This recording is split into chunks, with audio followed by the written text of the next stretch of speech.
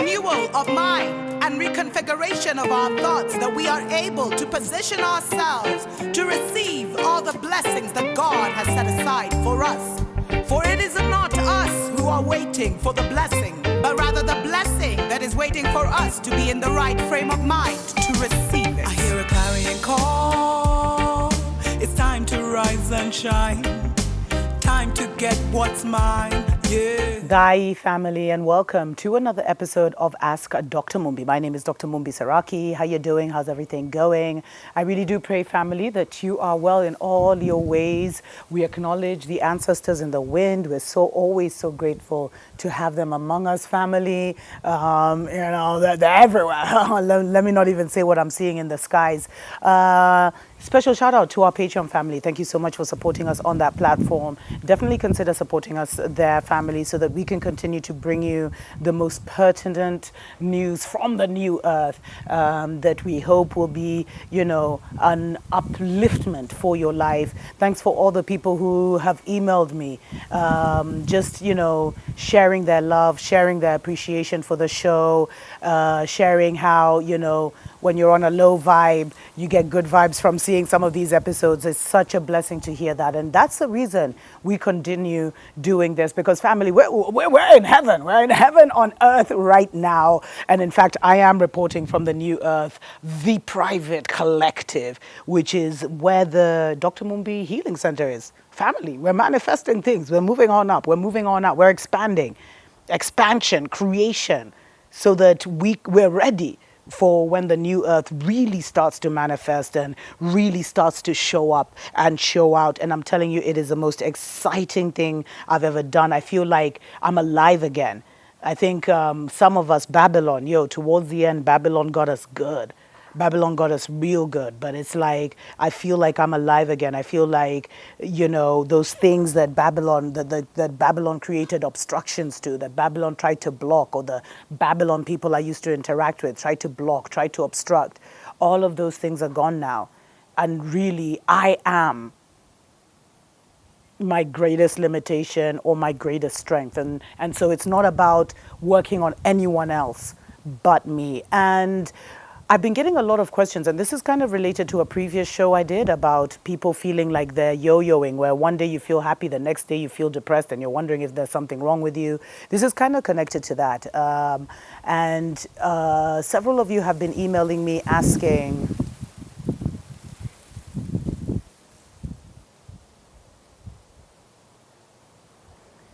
special shout out to our ancient ones, to our ancestors who always move with us, family, who are always with us. It's actually emotional. Like, once you actually recognize they're there, just how transformational that is. I'm not even going to get into that.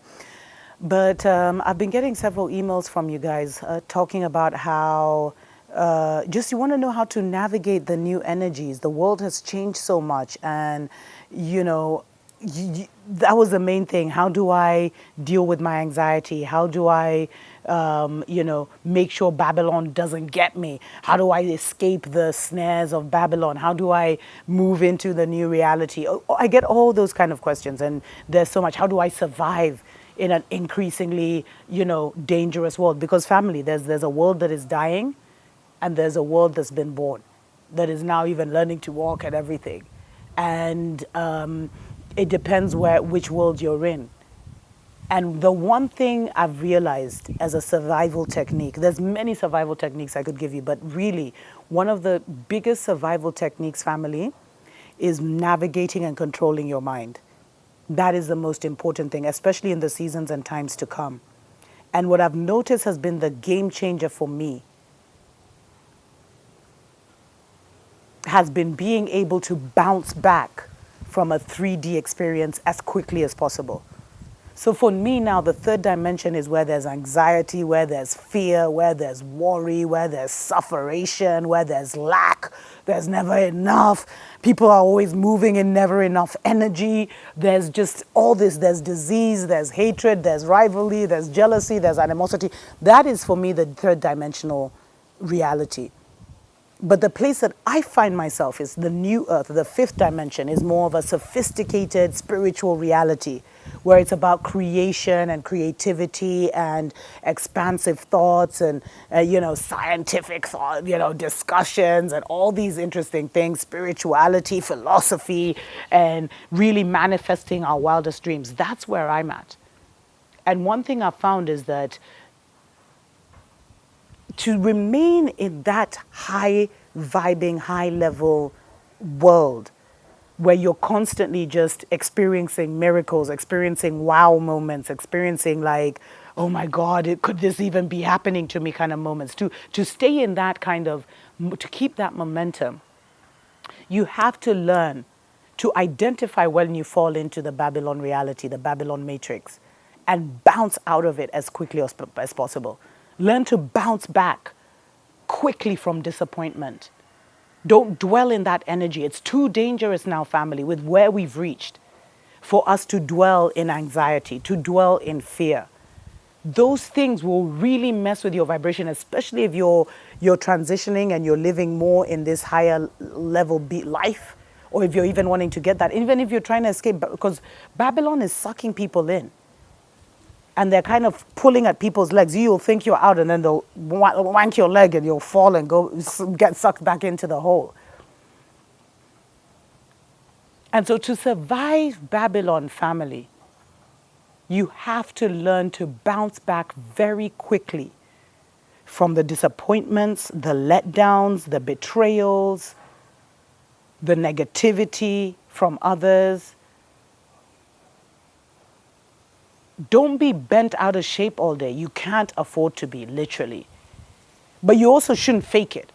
So you now have to learn, what kind of conversations do I have to have with myself to help me reconcile this negative interaction I have had with this person, or this negative experience I've had in this office, or, Babylon doing this or that, and me just being part of the kind of collateral, damage or consequences of their actions. What do I need to do?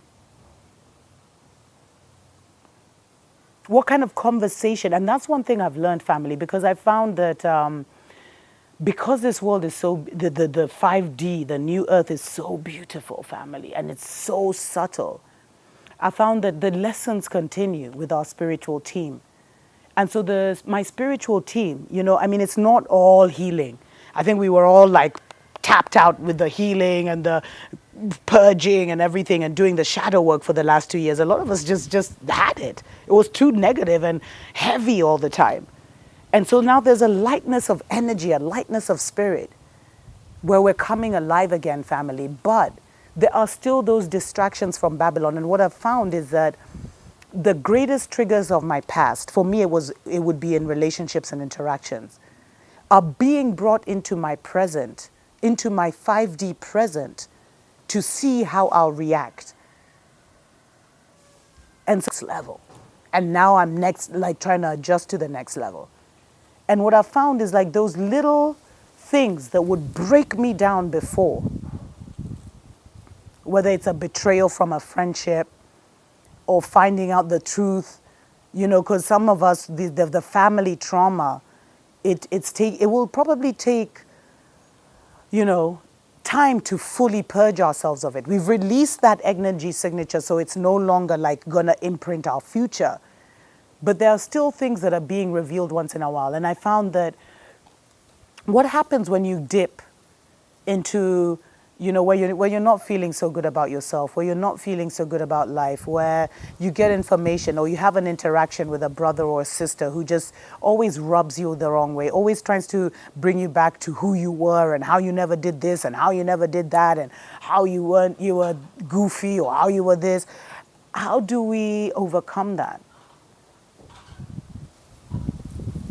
How do we move beyond that? And for me, I've realized because we're still in this reality and we're still very much human, we've just died to an old part of ourselves. We're no longer in that, where the majority of our essence is no longer negative. But there will be little negative things that try and pull us back. What I've realized is it doesn't matter. It's no longer about winning the battle, winning the war, winning the argument, proving a point. but it's more like, is this worth it? Is this negative interaction with you worth it? And sometimes you'll get triggered, by righteous anger, where you'll need to express yourself and in judgment and stuff. But the 3D you would have dwelled on that even for the whole day or for days. Oh my God, I can't believe that person did this. I can't believe this happened. And you would just stay in that energy for so long. And now, if you're vibing at a certain level, family, you can't afford to stay in that energy that long. And it's like, I recently went through a kind of betrayal from a friend, a very public and, they tried to kind of embarrass and demean me in a way. Long story, which I'm not, you guys, I don't like to share my personal life, but I want to try and get this point across. And a similar situation happened to me 7 years ago. And that actually affected a similar betrayal happened to me 7 years ago, where I was friends with one person, had shared certain secrets with them, etc., and then they went and exposed me to the quote-unquote rival or the quote-unquote enemy of my soul. And a similar betrayal, as I was saying, happened 5 years ago. And then when 7 years ago. And when it happened 7 years ago, family, I was bent out of shape. It took me almost 2 years to recover from that betrayal.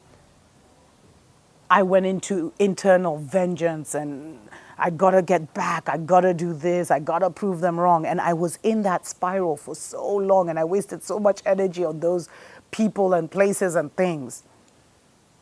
But when I encountered the same betrayal, maybe not with the same kind of intensity, but it was still a betrayal, family. I found that I had to now self-talk myself out of that as quickly as possible. I don't have a day. I mean, it took me out for a couple of hours, family, and to be honest, even being in that negative energy where I felt hurt, I felt betrayed, and I kind of dwelled on that a bit, I actually felt like I was coming down with the flu the next day. Like I felt like my immunity was affected by those few hours where I dealt on that negative vibe and was there like, why me? How could they do this to me? How can this happen to me again? Why is the world doing this to me? I got into that.